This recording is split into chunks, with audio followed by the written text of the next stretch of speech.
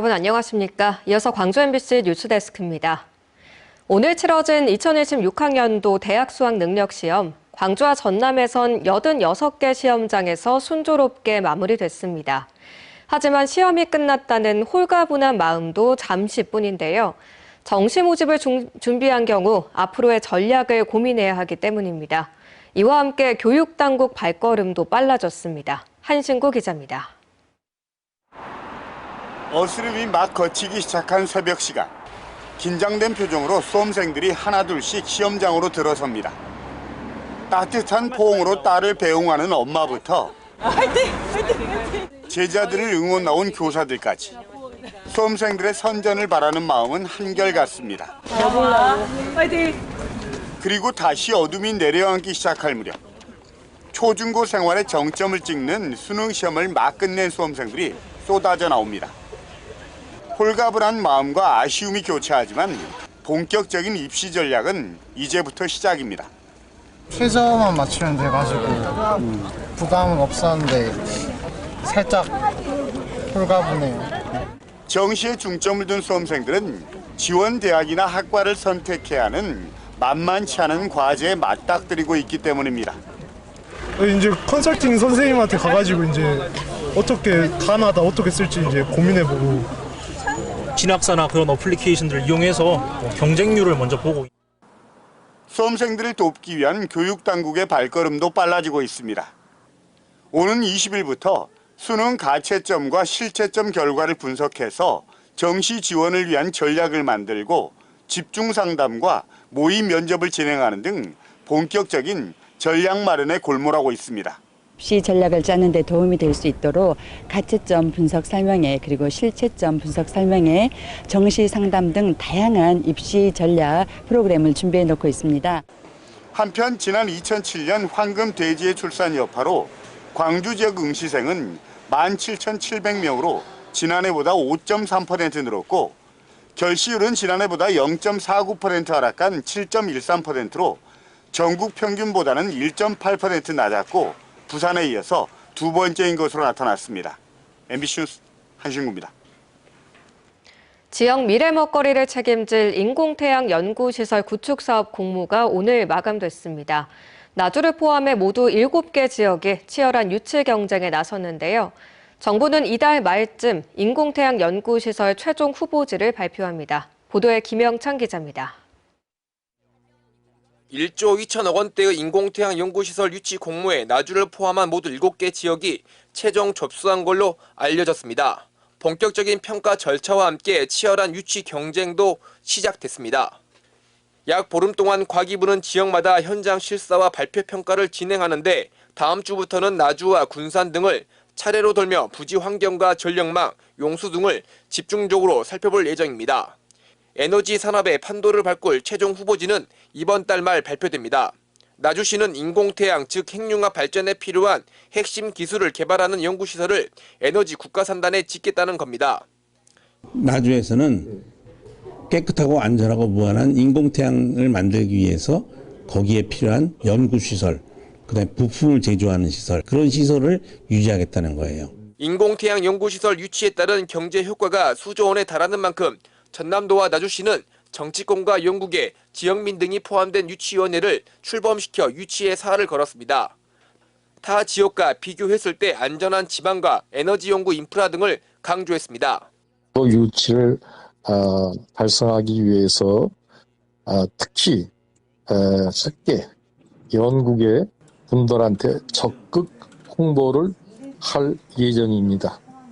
무한 에너지인 인공태양을 상용화하기까지 걸리는 시간은 대략 40년. 나주가 인공태양 기술의 초석을 다지는데 핵심 역할을 할 수 있을지 기대가 되고 있습니다. MBC 뉴스 김영창입니다. 지역 소멸과 인구 절벽이라는 중대 위기에 직면한 지금 지역민의 소통 창구인 지역방송 역할이 어느 때보다 중요해졌습니다.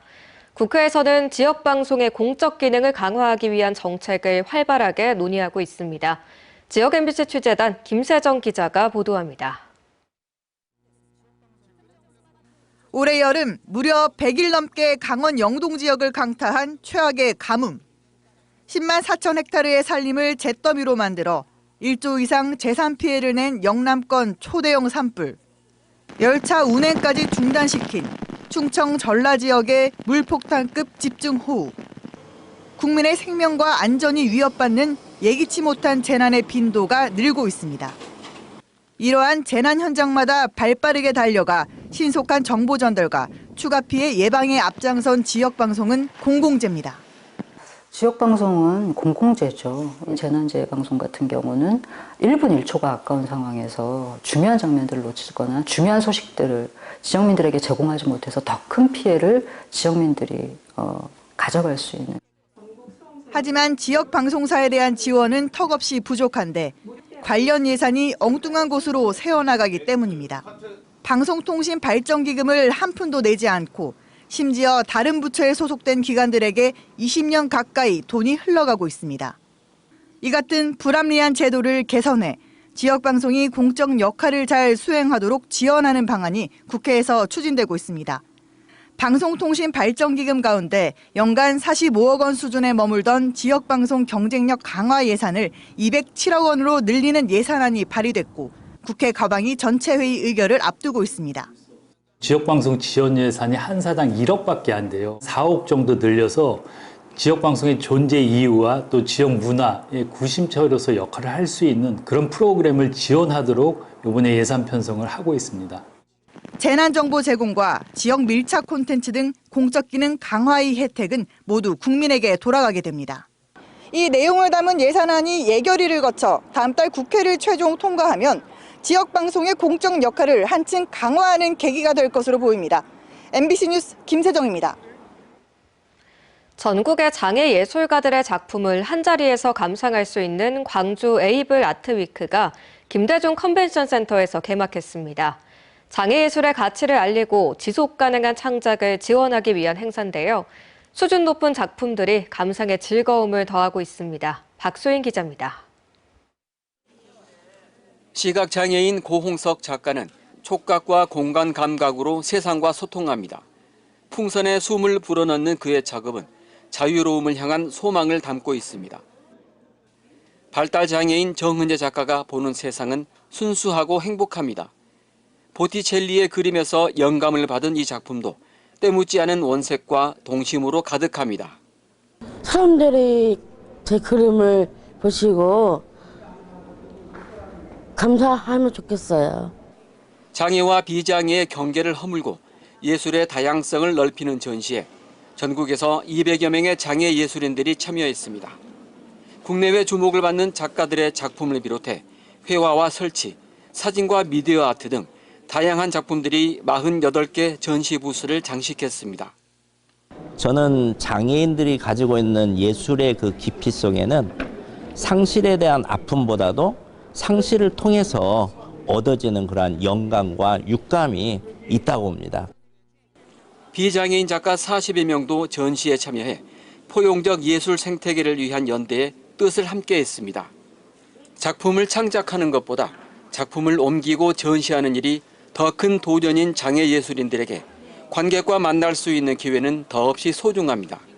그런 만큼 이번 전시는 일회성 행사를 넘어 지속 가능한 창작과 유통의 선순환을 구축한다는 더 큰 목표를 향하고 있습니다. 우리가 장애 예술인이다 굳이 칭하지 않고 예술 작품을 접하시면 비장애인, 장애인 모든 예술이 다 어느 정도 예술혼과 우리에게 감동을 준다는 걸 현장에 오시면 느끼실 수 있으실 텐데요. 미술에 대한 새로운 인식과 감상의 즐거움을 얻을 수 있는 2025 광주 에이블 아트 위크는 오는 16일까지 김대중 컨벤션 센터에서 계속됩니다.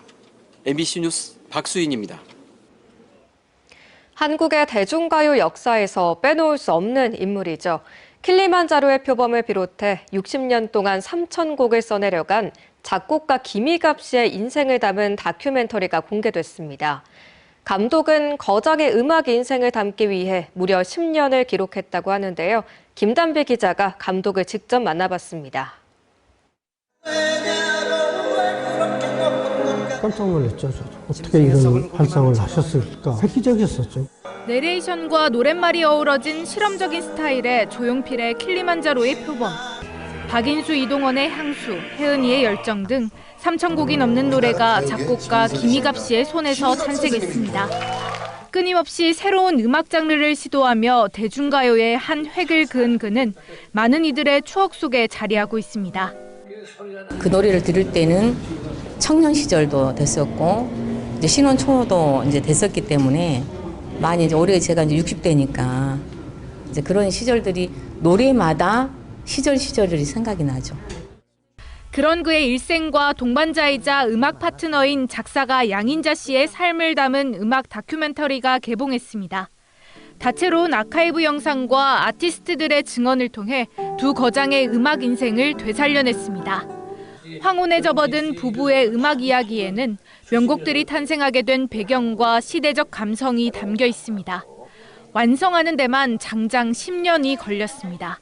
위대한 작곡가가 우리 옆에 있는데 그가 나이를 점점 먹고 있으니 계실 때 좀 기록해둬야겠다라는 마음을 먹고 저하고 저의 남편이 둘이서 그냥 소박하게 시작했던 것이 10년의 기록을 거쳐서 시대를 초월해 여전히 사랑받고 위로와 울림으로 살아 숨쉬는 두 거장의 명곡들. 한국 대중가요의 황금기를 이끈 노래가 가을 극장가에 울려 퍼지고 있습니다. MBC 뉴스 김담입니다. 문인 광주 북구청장이 KBS 전국 노래자랑에 출연하며 간부 여성 공무원들을 대거 무대원으로 세워 논란이 되고 있습니다. 지난 6일 녹화에서 문 청장은 국과장급 공무원 8명과 무대에 올랐는데 이들 모두가 해당 일정을 공무수행 출장으로 처리한 것으로 드러났습니다. 문 청장은 입장문을 내고 자발적이었다고 해명했지만 민주노총 광주본부 등은 논평을 내고 문인구청장은 권위주의적 갑질과 빈약한 성인지 감수성에 사과하고 재발 방지 대책을 마련하라고 촉구했습니다. 옛 전방 일심방직 부지에 만들어질 복합 쇼핑몰 더현대 광주가 오는 20일 착공식을 열고 본격적인 공사에 들어갑니다. 광주시 등에 따르면 중흥토건과 현대건설, 우미건설 컨소시엄을 시공사로 선정했습니다.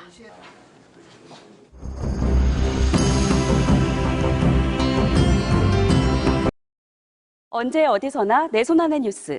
광주 MBC 뉴스 유튜브 구독으로 함께하세요.